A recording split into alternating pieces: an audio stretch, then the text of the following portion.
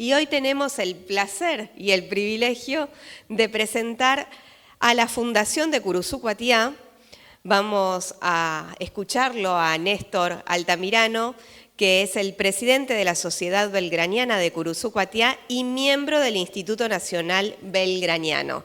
Así que a disfrutar, a darle la bienvenida y a escucharlo. Gracias. Muy bien, gracias.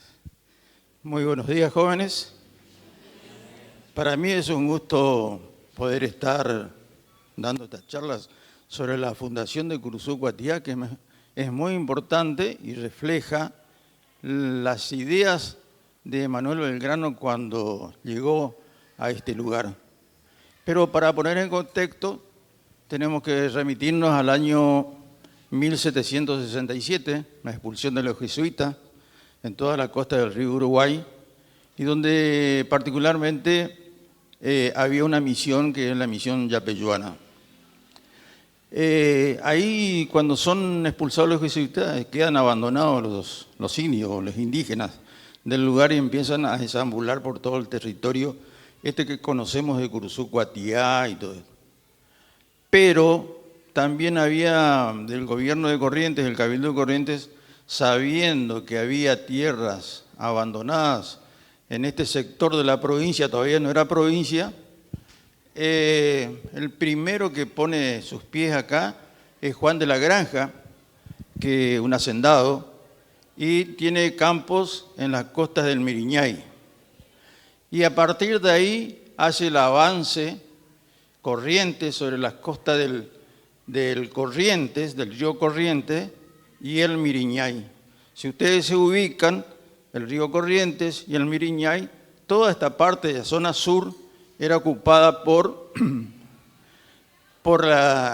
los hacendados que venían acá a este lugar. Ese fue el avance correntino, el primer avance correntino. Posteriormente, el gobierno de Corrientes, el Cabildo, lo nombra a don Tomás Castillo comandante del sur del río Corrientes. O sea que no tenía todavía una identidad este lugar, era el sur del río Corrientes. Posteriormente, se vienen avanzando, ¿no es cierto?, sobre las tierras que estaban desocupadas, pero hay un conflicto con el Cabildo de Yapeyú. Ellos alegaban de que estas tierras le pertenecían, pero había una frontera, y hasta el día de hoy hay una frontera natural, que es el río Miriñay. O sea, que las tierras yapeyuanas eran hasta ese lugar, el límite del río Miriñay. Pero ellos alegaban de que estas tierras les pertenecían a ellos, pero estaban vacías, como dicen los textos históricos. Estaban vacías y los indios que estaban acá no permanecían en ese lugar. Pero hay una cosa muy particular, los indios utilizaban para su manutención, ellos labraban la tierra, pero debajo de los árboles, porque aprovechaban las nutrientes. O sea que una vez que ellos lograban cosechar y levantar todo eso, se iban a otro lugar, nunca permanecían en un lugar fijo.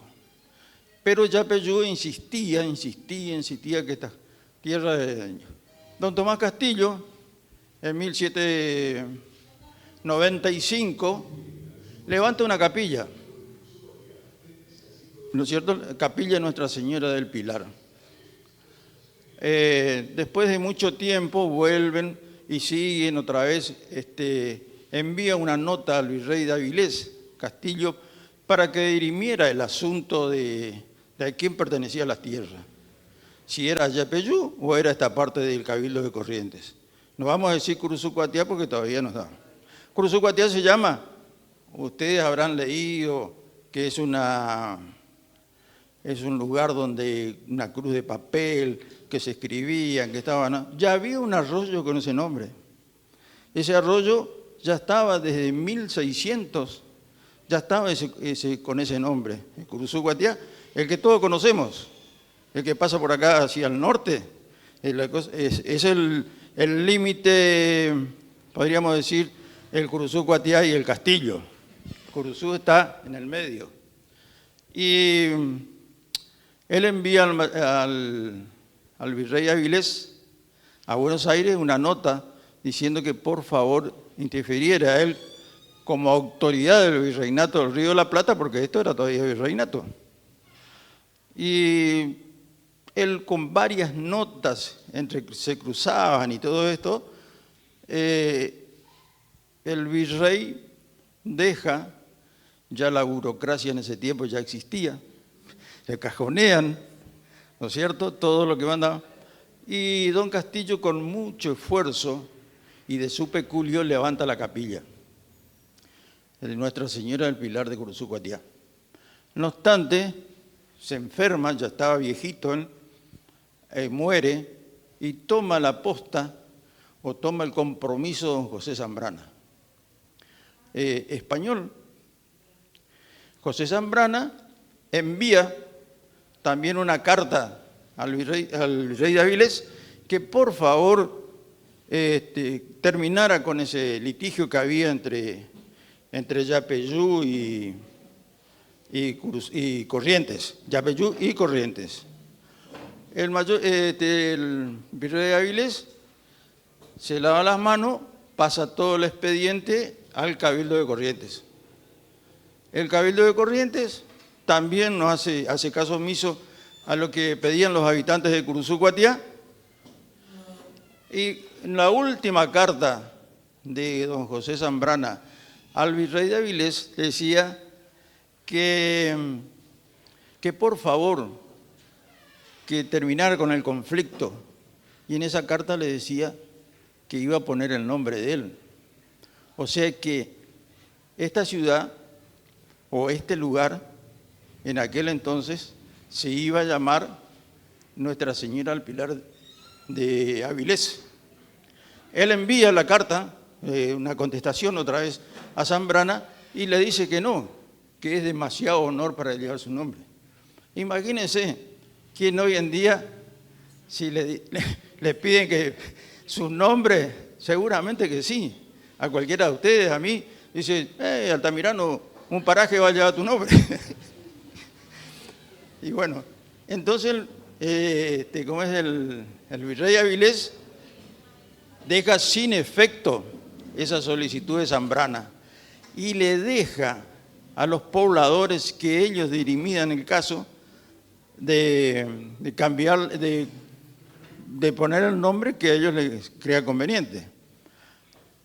Así pasa el tiempo, don José Zambrana se muere, aparecen otros pobladores, se van acentuando, se van poblando. ¿Y qué pasó? Un 7 de noviembre de 1810 llega Manuel Belgrano como coronel de los ejércitos del rey, porque todavía era colonia. ¿No es cierto? Era virreinato. Él venía como vocal de la primera junta, ¿no es cierto?, de la junta esa, y él era coronel de los reales ejércitos, no era coronel del ejército argentino ni nada. Él llega a la bajada, o sea, Paraná, y se dirige a Curuzucuatiá, y él transita 111 leguas y media, y le lleva 7 días, una semana. Ahí rearma la tropa, está el ejército de Blandengue, está el ejército de Patricio, y reúne aproximadamente 600 hombres. Y en 4 divisiones emprende la marcha por la provincia de Entre Ríos. Él viene por el centro de la provincia de Entre Ríos, no quería transitar por la costa del río Paraná, sino por el centro, porque lo que él llevaba era un acercamiento a los pobladores del Paraguay para que ellos tengan la posibilidad de que se unan al gobierno de Mayo.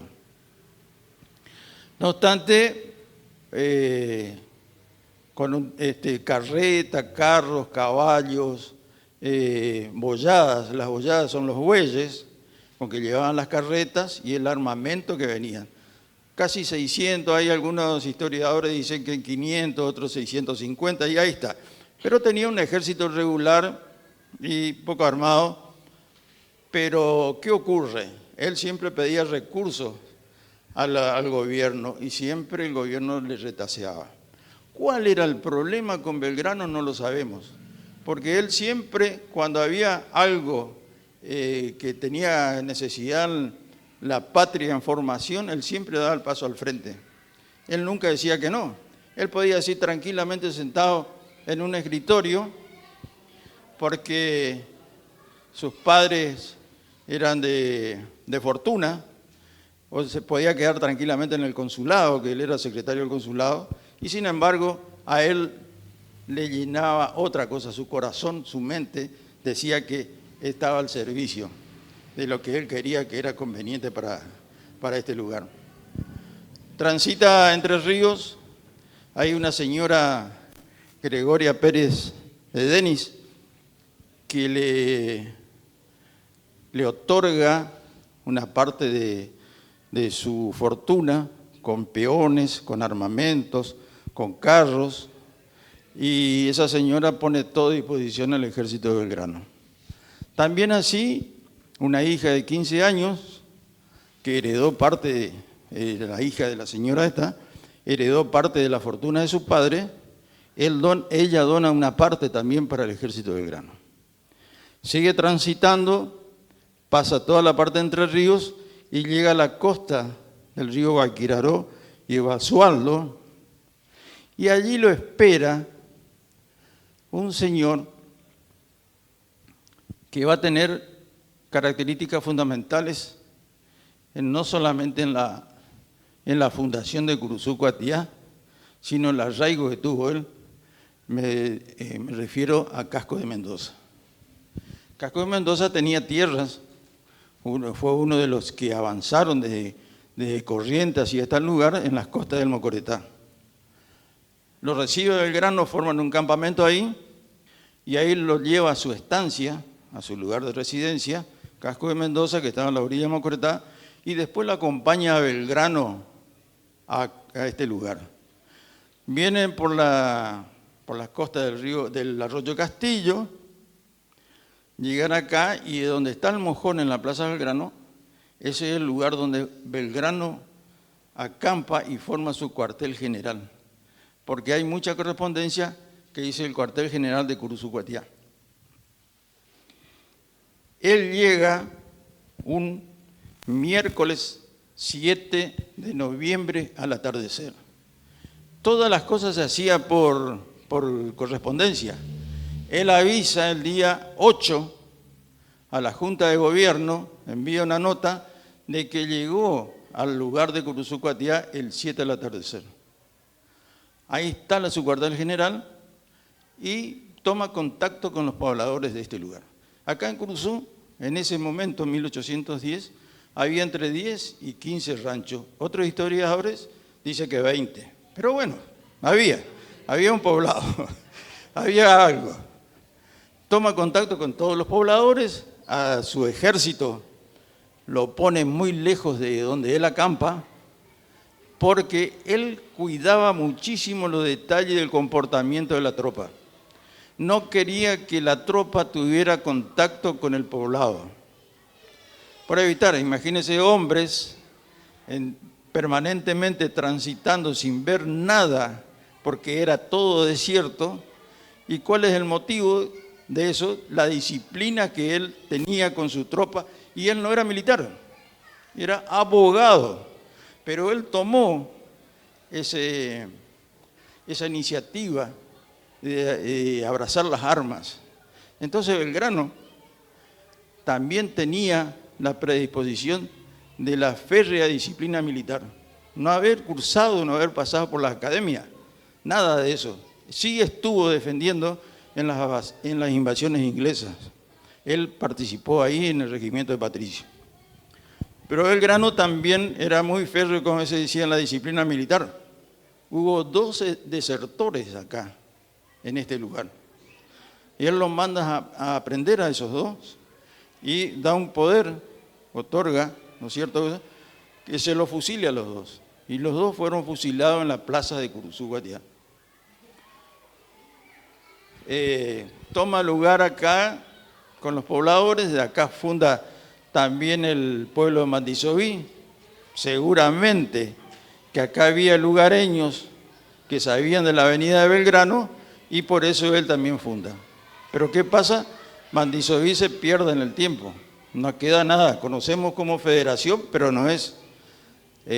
Hay lugares que estuvieron algunos especialistas buscando vestigios y se encontró algo, pero no se sabe realmente si eso es Mandisoví. Acá Belgrano manda a redactar el acta de fundación con su secretario militar que era Warnes.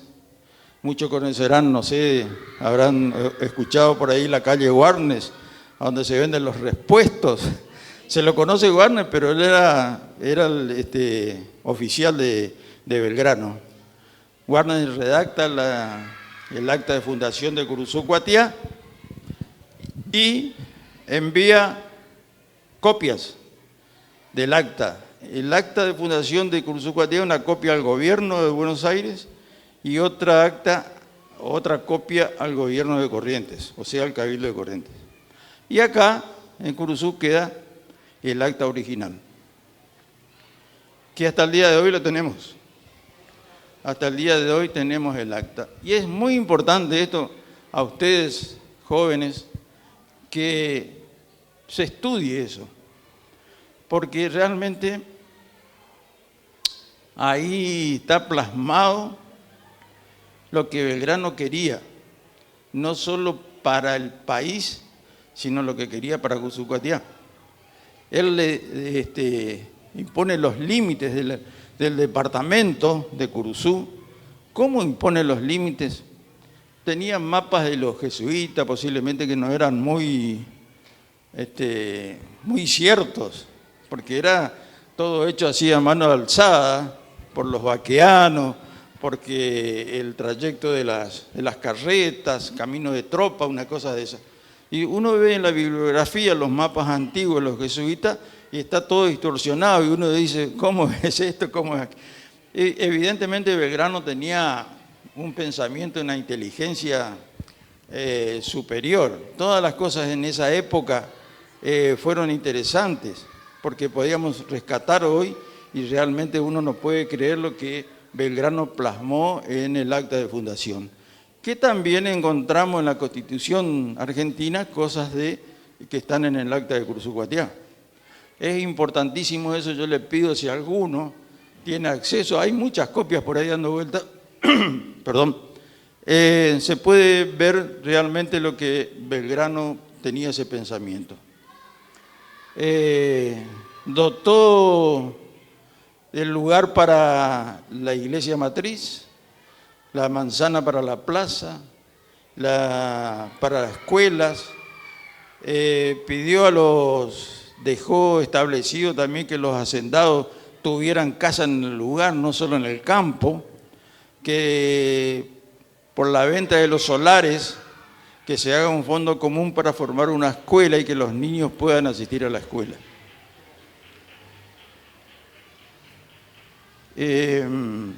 Eso es lo que Belgrano imponía acá, un lugar para el cementerio. Querían que todos fueran, no tenían distinción de raza ni de nada, todos, el indio, el mestizo, el rico, el pobre, todos tuvieran el mismo lugar. Prohibía el entierro en las iglesias. Acá no hay ningún entierro, pero le puedo decir que en la iglesia de en la iglesia de San Roque, en el monumento histórico, ahí están las lápidas, uno en el atrio mayor de la iglesia está. Y Casco de Mendoza, que fue nombrado comandante militar por Belgrano, porque necesitaba quedar con autoridad acá en la ciudad, acá en este poblado, mejor dicho, lo nombra a Casco de Mendoza comandante militar. Y un juez, José Ignacio Ledesma. Esas eran las dos autoridades que Belgrano, como vocal de la primera junta y como jefe de la expedición al Paraguay, deja nombrados a 2 personas. Con el transcurso del tiempo, esa persona, Casco de Mendoza, forma una familia muy numerosa, 11 hijos entre varones y mujeres, y cuando muere, a cada uno le deja su fortuna. Inclusive, él tenía esclavos, y a cada esclavo le deja también. Ahora, ¿cuáles son los motivos de por qué Casco de Mendoza está enterrado en la iglesia de Saladas? No lo sabemos. Pero él está, mejor dicho, y hasta el día de hoy hay muchos descendientes acá en Curuzú de Casco de Mendoza. Hay. Nosotros nos pasamos, seguramente con algunos de ellos nos encontramos y sabemos, porque el tema parte de la historia y todo eso. O sea que Belgrano, cuando su llegada acá, pero también se descubrió un historiador santafesino en el archivo de Santa Fe, en el archivo histórico, una nota de una compra de telas como para bandera, textualmente. Rojo, amarillo y azul.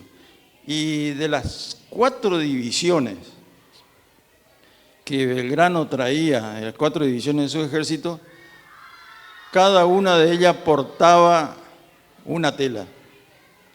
El rojo, el amarillo y el azul o viceversa. La trae acá y el día 16, un sábado 16 de noviembre de 1810, la hace bendecir por el capellán del ejército, el reverendo Arbolleda. ¿Qué pasó con esa bandera? No se sabe, nunca se sabrá si quedó acá, si siguió a la campaña del Paraguay, pero recién en 1987, 86, 87, el doctor Horacio Julio Rodríguez hace una investigación con respecto a los colores de la bandera y él, de su propia, las propias ideas que tenía él con la investigación que hizo todo, le dio los lugares que nosotros conocemos hoy a la bandera. Esa bandera lamentablemente se perdió, no sabemos qué pasó. Si quedó acá en Curuzú, siguió. Lo que dejó Belgrano acá en Curuzú fueron muchísimas cosas. Él, su idea de libertad, su idea de el compromiso, el amor al prójimo. Él veía en la campaña o en el campo, por decirlo así, seres desprotegidos, sin poca instrucción. Él fue el creador de muchas escuelas, la escuela de náutica, la escuela de matemáticas, la escuela para las mujeres. Él no podía ver que las mujeres estén ociosas, decía él. O sea que también creó la escuela de ¿cómo es? De bordado, de corte y confección. ¿Cómo? Profesional, sí. Entonces la mujer también tenía que hacer eso. ¿Sí?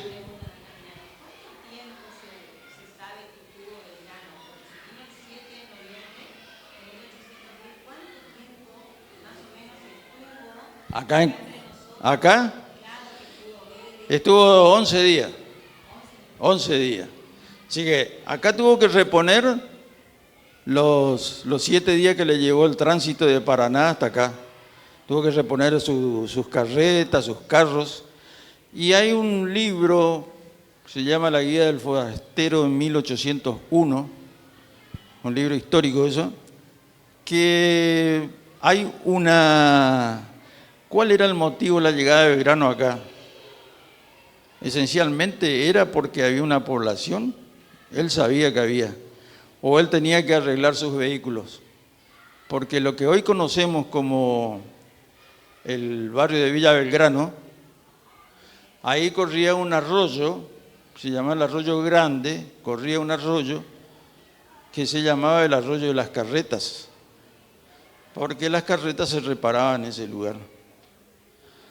Debemos ver también de que ese arroyo desapareció, puede ser el arroyo Marote, puede ser, porque si ustedes ven cuando llueve muchísimo, cómo se llena de agua la avenida La Prida, porque la naturaleza cuando llueve busca sus lugares, y acá en nuestras calles también vemos por dónde corrían los arroyos antes. En su estadía acá en Curuzú, no solo la reparación de sus carretas, el fusilamiento de los 2 soldados, también toma contacto con don Pedro Marote, un español que tenía estancia acá también, tenía campos, y Belgrano le otorga una distinción del distintivo del regimiento de patricios para que lleven las fiestas solemnes. No había fiestas patrias todavía en esa época, pero eran fiestas. Pero no sé qué ocurrió con Marote. Parece que no le gustaban las ideas de Belgrano. Parece que hizo, no sé, creo que una pequeña revuelta acá en el lugar y a Belgrano no le gustó. Lo manda a prender y se lo envía detenido a Santa Fe. No quería mandarlo a Corrientes porque Marote venía de aquel lugar, para que no haya problemas de que lo larguen. Pero allá el gobernador de Santa Fe vio que no tenía problemas Marote. ¿De qué se lo podía acusar? De que lo largó.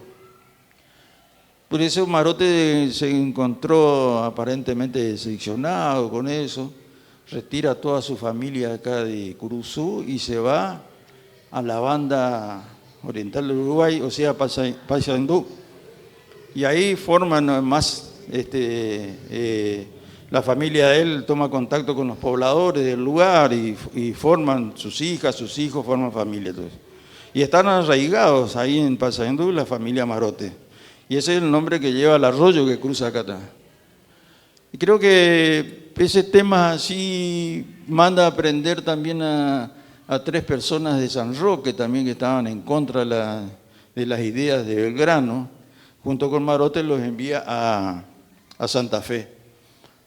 También debemos ver que él al pasar por estas tierras escribe a la Junta de Gobierno que sería apto estas tierras para el cultivo del arroz. Imagínense, en 1810, ya pensando en el futuro, en el arroz. El virreinato del Río de la Plata en esa época importaba el arroz de la India. Era arroz de la India que se consumía ahí en Buenos Aires. Bueno, Belgrano parte de acá de Curuzú un sábado 16 de noviembre de prestar toda su tropa, de arengarla y de seguir el viaje, y se va a cruzar el río Corriente, no Corrientes, por el paso Caguazú. Hay otro que se llama Capitamini, pero muchos creyeron que el paso de Capitamini se refería a Belgrano porque decían que era Capitán Chiquito. Y no tiene nada que ver. Belgrano cruzó por el paso Caguazú. Encontró ahí unas canoas maltrechas. Algunos sabían nadar, otros no sabían nadar. Tenían que pasar todo su armamento. ¿Y qué hacen ahí? Se hacen las pelotas de cuero. El animal de la vaca lo rellenan de pasto seco, colocan todas las cosas que tienen que pasar, eso flota y con eso cruzaban al otro día. ¿Saben el chamamé ese, la pelota de la luna? Bueno, esa es la pelota, juntaban el cuero de la vaca, la ataban de las 4 extremidades así, y eso lo tiraban al río y con eso cruzaban. Y el que sabía nadar, nadaba, cruzaba eso. No, gran estratega, sobre todo militar. Y bueno, la avenida de él por el centro de la provincia de Entre Ríos y por la parte del centro de la provincia de Corrientes era para que los paraguayos no se enteraran que él venía en una expedición. Sí, está en el mapa, hay un mapa de todo el trayecto que hace de Paraná a Curuzú, hasta el paso Caguazú, y de ahí pasa por Y uno va por la ruta 123 de Mercedes para allá, sobre mano izquierda. Yendo de acá, mano izquierda. Cruzando el puente, antes de cruzar el río Corrientes, a mano izquierda está el Paso Caguazú. Ahí donde se libró la batalla de Caguazú. Ahí donde triunfó el ejército correntino sobre el ejército de Urquiza. Una gran batalla, el general Paz, un estratega de aquellos que en los manuales de las academias militares por mucho tiempo estudiaron esa estrategia militar sobre el triunfo correntino en Caguazú. Y esto es todo lo que le puedo decir. Belgrano, ¿sí?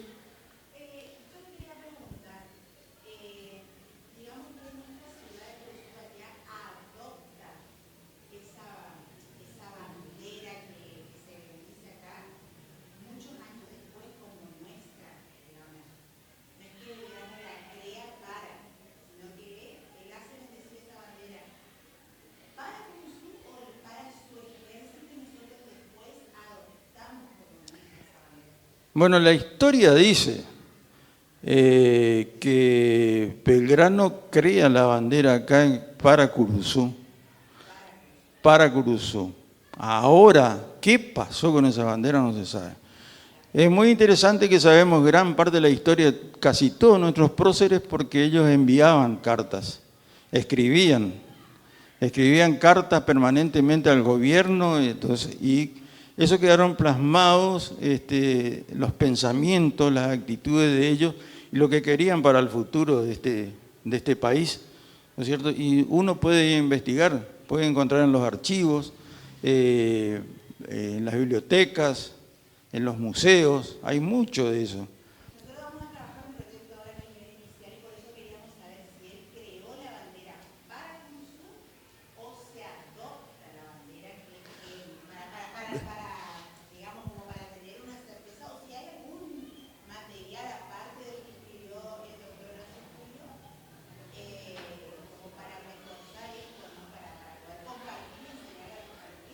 Bueno, esas son las ideas, porque siempre Belgrano pensó en dotar de bandera a todos. Ahora apareció un que realmente se la tenía perdida, que es la bandera de la libertad. ¿No es cierto? Que conocen la bandera de la libertad. Nuestra bandera, si de ese 16 de noviembre de 1810 hubiese subsistido hasta el día de hoy, sería la bandera más antigua del país.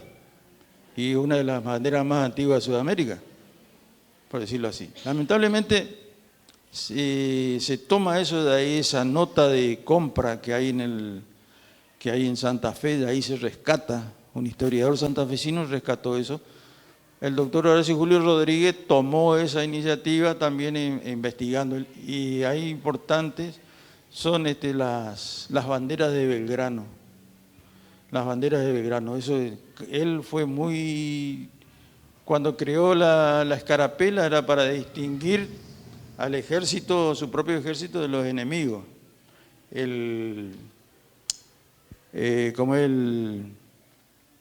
La Junta de Gobierno lo aceptó. Cuando creó la bandera en las baterías ahí en la costa de Rosario, no las aceptó como bandera, ¿no es cierto? Pero Belgrano ya la había enarbolado, ya la había puesto a disposición de las tropas, todo eso. Y bueno, acá la de Curuzú, y lamentablemente no sabemos qué destino tuvo.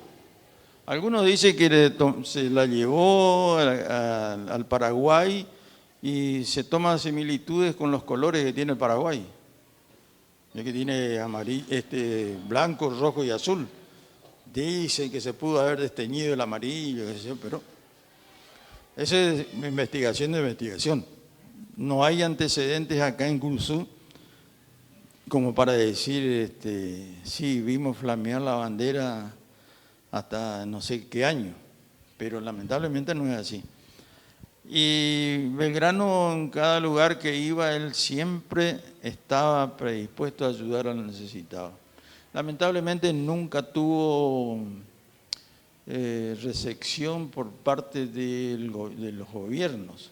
Inclusive una carta fechada acá, Curuzú le pide a a Elías Galván, que era el gobernador de Corrientes, que tenía que tener listo 300 yeguarizos y de otras tantas vacunos y qué sé yo, en la plaza de San Roque, y también hombres, y siempre le mandaban a animales que se le podían contar la costilla, y él necesitaba animales bien alimentados, ¿no es cierto?, bien robustos, fuertes. Y imagínense, él tenía que alimentar la tropa, 600 y pico de hombres, con deseos de comer, y carneaban todos. No sabemos si hasta los hueches habrán carneado. Ahora que puedo decir sí que a Belgrano le gustaba la carne bien jugosa. Eso, la tropa tenía tabaco, tenía la bebida y nada más que eso. Con eso se transitaban. No había otra cosa que... Y tenía prohibido tocar cualquier cosa que le podía alimentar en lugares que había alimento. No podía tocar ninguna vaca, no podían tocar ninguna gallina, ninguna de esas cosas, ni el huevo podían tocar. So pena de someterse a una sanción militar. Y es muy interesante porque Belgrano siempre dio todo de sí. Donó su sueldo, donó, como saben, los 4.000 pesos fuertes, o 40.000 pesos fuertes de oro, en la batalla de Salta, que no pasó por sus manos. Yo siempre digo, ¿a dónde fue a parar ese dinero? ¿Quién me puede decir el valor al día de hoy y eso? Yo te digo 50 millones de dólares y me quedo corto a lo mejor. Era una fortuna. Y él no vio nada de eso, sino destinó para la construcción de escuelas. Después Sarmiento, 50 años después de la muerte de Belgrano, Sarmiento, siendo presidente, le reconoce a Belgrano que él fue el precursor de la escuela, de la educación en el país. Así todo, Belgrano con sus enfermedades, cuando pasó por Curuzú-Cuatiá tenía 40 años. Enfermo, las enfermedades que se contrajo en Europa cuando estaba estudiando, una de ellas, que todavía subsiste, pero con medicamentos uno le erradica, era la sífilis. Tenía ese problema y los medicamentos de la época no le hacían eso. Y él sufría muchísimo de eso. Él dio todo. Y sabemos cómo murió Belgrano, pobre, olvidado por las provincias después de venía del norte. Una vez más, él no tenía quién le podía alcanzar algo. Todos se negaban a ayudarlo. Y llegó a Buenos Aires totalmente triste, porque a través de su paso por todas esas provincias donde él tanto luchó, no le podían tender la mano. Ni con plata, ni con medicamentos, ni nada para aliviar sus dolores. No había médico. Y llegó a Buenos Aires. Y un 20 de junio fallece él. Bueno, ustedes conocen toda la historia, ¿no? Que su reloj le pagó al médico que lo atendió, a su amigo del alma, Balbín, le testamentó algo que tenía y no podía hacer nada. La lápida de su entierro fue el mármol de una cómoda que tenía en la casa. Así todo. Después, mucho tiempo después, les rinden culto y homenajes a Belgrano. Yo creo que nos hace pensar muchísimo, ¿no? Que tuvimos la oportunidad de que Belgrano fuera el fundador de Curuzú. Él le dio la parte legal de la fundación. Él legalizó, porque antes nada más. Algunos historiadores le dan a Castillo, a Zambrana como fundadores de Curuzú. Ellos fueron los impulsores. Él quería que este lugar tuviera un nombre. Ellos fueron los impulsores, pero la burocracia del momento. Y llegó Belgrano y él decretó que este lugar, el 16 de noviembre, se llamara Curuzú Cuatiá. Y hasta el día de hoy subsiste Curuzú. Debemos recordar a todas aquellas generaciones de hombres y mujeres que hicieron para que nosotros podamos, disfrutar de esto que es Curuzú. Eso es lo importante. Tenemos un legado muy importante que también es el legado de Belgrano. Y yo creo que haberle dado todo para que ustedes comprendan lo que fue Belgrano para Curuzú. Yo creo que muchas instituciones tienen el nombre de Belgrano, ¿no es cierto? Algunas ya no existen, por ejemplo, el aeropuerto se llamaba General Manuel Belgrano, el aeropuerto que ahora está abandonado. Entonces, si viviera Belgrano no iba a permitir que eso quedara así.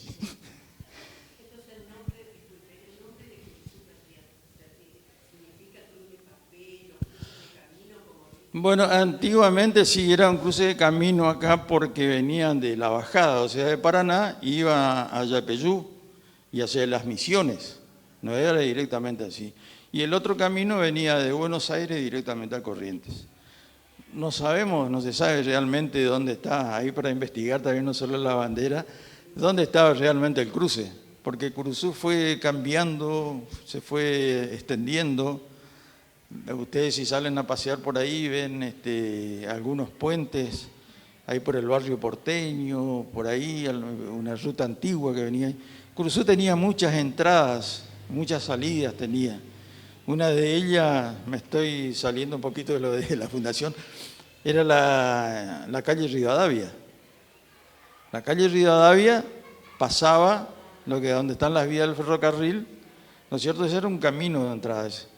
Esa calle Rivadavia conectaba con la Sarmiento, y la calle Sarmiento al fondo era la calle, la ruta Mercedes. Hay planos de Curuzú Cuatiá de 1874, 74, donde se ven todos los caminos que van. Hay un camino que va a Paso de los Libres, dice, y hay otro camino que va a Paso Ledesma. Y si uno va a Paso de los Libres, va a cruzar por Paso Ledesma. O si no, a Mocoretá, o a Sauce, a Mocoretá tenía varios caminos.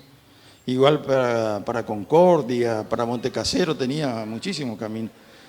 O sea que Curuzú tenía...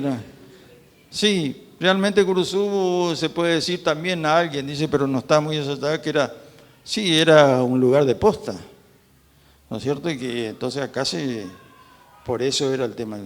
Y el tema del nombre de Curuzú Cuatiá, bueno, eso queda para mano de quien investigar el cruz de papel, porque era el lugar de la capilla. La capilla venían los curas de San Roque para bautismo, para casamiento y para dar misa. Venían de San Roque. Imagínense de San Roque al lomo de mula o de caballo, tenían que cruzar el río Corrientes y venir hasta acá. Y eso era lo que nos permitía Yapeyú, de que sacerdotes de otro lugar vinieran a dar misa acá, o vinieran a dar bautismo, o casamiento, todas esas cosas. O sea que Curuzú fue siempre un lugar de conflicto y una tierra muy, ¿cómo le decir?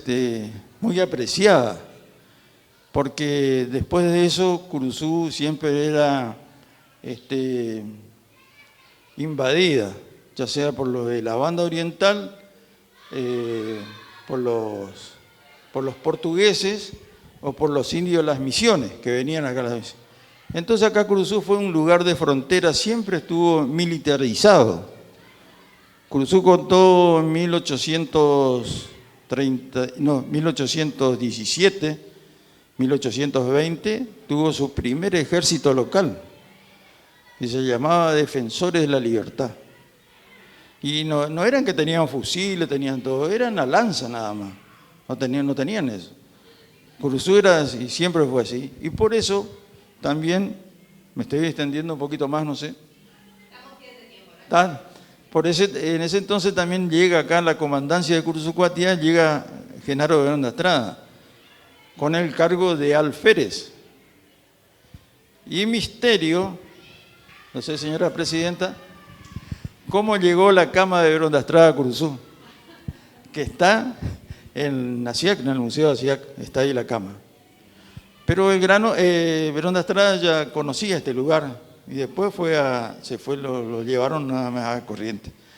Y así, Belgrano, volviendo con el tema de Berón de Astrada y Urquiza, ellos se conocían, eran amigos, porque Urquiza tenía intereses agropecuarios, acá él venía a comprar cuero, venía a comprar hacienda acá a Curuzú, él tenía eso. Pero se encontraron en la batalla de Pago Largo, lamentablemente uno tenía que vencer y el otro perder. Y así se escribe la historia de nuestra ciudad, que es muy rica en historia. Si uno empieza a recorrer los lugares, las viviendas, esas casas antiguas que ve, cada uno tiene una historia diferente.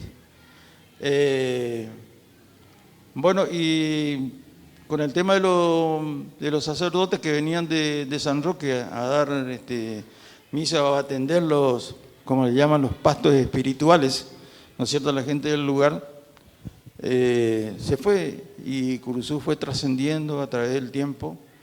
La capilla se convirtió en parroquia, tuvo 2 lugares antes de tener la parroquia acá.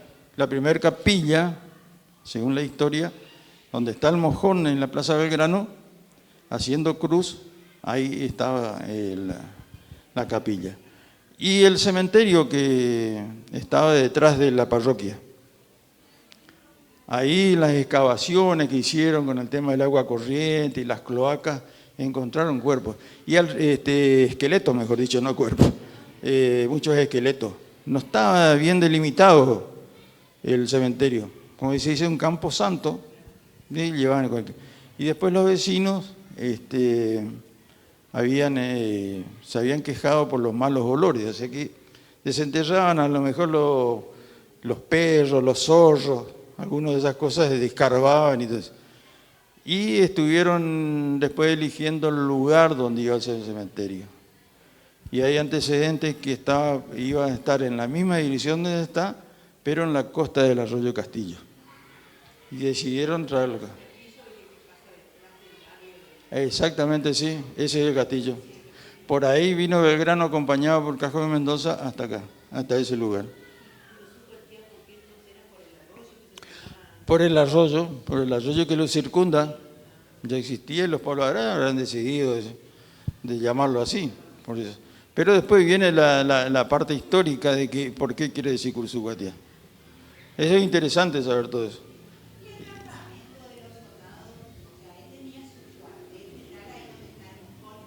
Sí.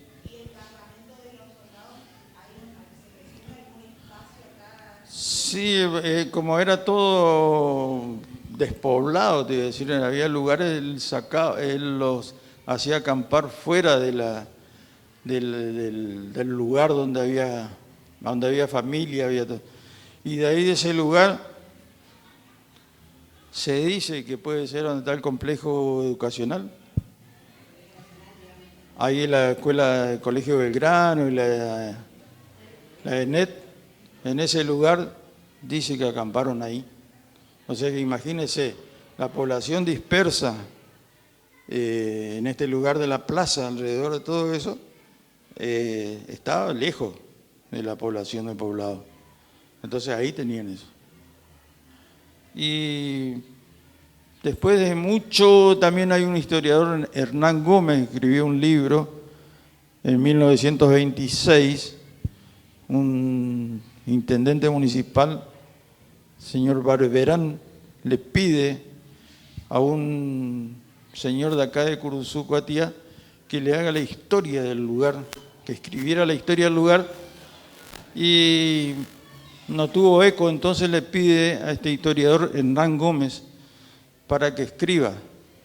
Y ahí ese libro fue editado en 1926. Y ahí da todas las características, todas las investigaciones que hizo él con respecto a Curuzucuatiá.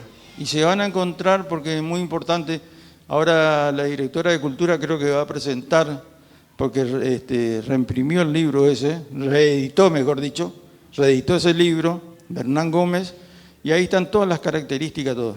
Y Hernán Gómez, sé que le entregó cada investigación que hizo sobre Curuzú Cuatiá, le habrá entregado la documentación. Es importantísimo eso, pero uno nunca sabe dónde fue a parar todas esas cosas. Quedó plasmado en el libro y ya uno puede estudiar y ver. En 1816, 18, después de 8 años de que Belgrano haya pasado por el lugar, hay un señor Ledesma que adquiere un terreno y le da las características de los lugares, y yo le puedo decir que al oeste, terreno baldío y calle pública. Al norte, más terreno baldío. Al sur, dice la plaza. O sea que era un lugar que ya estaba destinado para plaza. Y al oeste, edificio de la Prevención. ¿Y qué era el edificio de la Prevención? Lo que nosotros conocemos hoy como comisaría. Seguramente en esa época el edificio de la Prevención era un rancho, porque realmente era todo de adobe y paja. La capilla también era de adobe y paja, no había casa de materiales. Y don Tomás Castillo, yendo un poquito más atrás, 1795, 1796, él da a conocer un edicto para compra de un terreno en las costas del Mocoretá, dice, ¿no? Que da una caja de guerra, o sea, un tambor, llama a los ciudadanos para que se enteren si no hay alguna oposición para la venta, la venta del terreno, y dice la historia que un indio llamado Antonio era el que tocaba la caja de guerra y llamaba, pero ese indio no sabía el castellano. Dice que hablaba y no se le entendía qué era. Toca la caja de guerra y pasado un tiempo, al no tener oposición para la venta del terreno, envía toda la documentación a Buenos Aires. Es el antecedente que hay de la primera venta así por edicto. Hacían pasar, esperar los 30 días más o menos, y después ahí nuevamente volvía a llamar, y al no haber, ahí ya toda la documentación iba a Buenos Aires. Espero alguna pregunta o le agradezco la atención de todos ustedes, espero que les haya quedado algo. Muchísimas gracias por su presencia.